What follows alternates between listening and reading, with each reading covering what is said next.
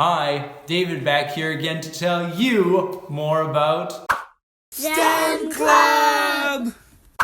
Well, thanks for coming with me on this journey as I got to share some of the different pieces of STEM equipment that are used in STEM clubs. Now over these next few videos, I want to share with you how we teach the Bible to kids at STEM Club, how we share the gospel with them. And you know, as I look at STEM, one of the things that kids really love about it is how hands-on and how practical STEM is and STEM equipment is. And I wanted the Bible teaching to be the same way, that it would be something that the kids could relate to and that it wouldn't just be something that's theoretical.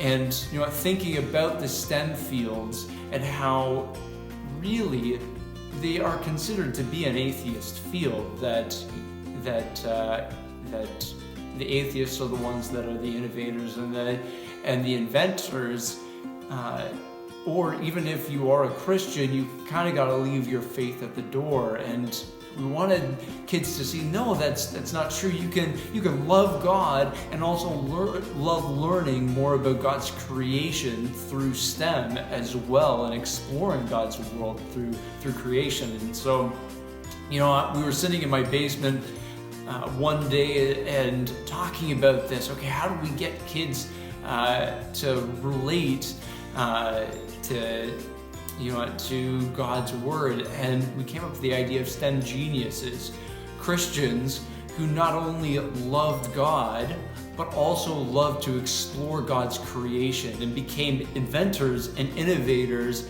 in the STEM fields. People like Johannes Kepler and Michael Faraday and Katherine Johnson, or a guy like George Washington Carver, who didn't learn to read until he was 13 and was a slave and stolen as a baby, but yet grew up to become a professor and solve hunger in the southern United States.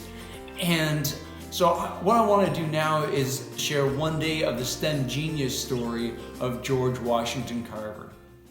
The main crop in the late 1800s in the southern United States was cotton.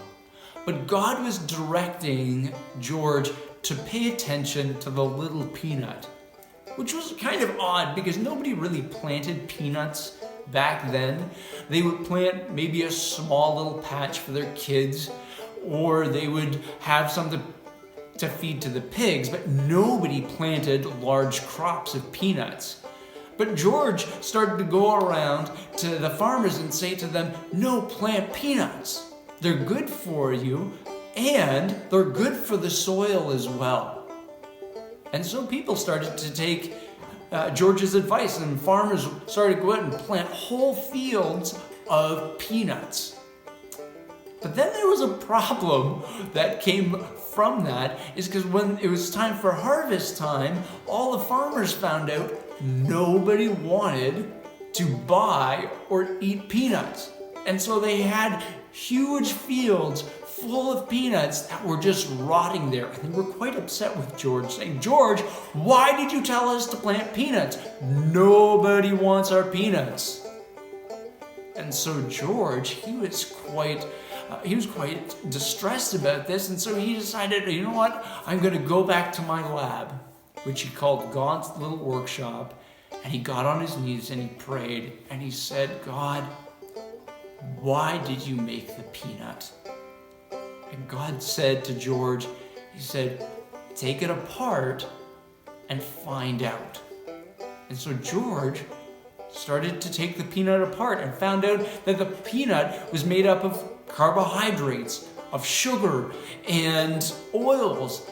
And he started to look at those things and said, hey, maybe I can make some things out of these things. And well, you'll have to start your own STEM club to find out what happens next to George Washington Carver.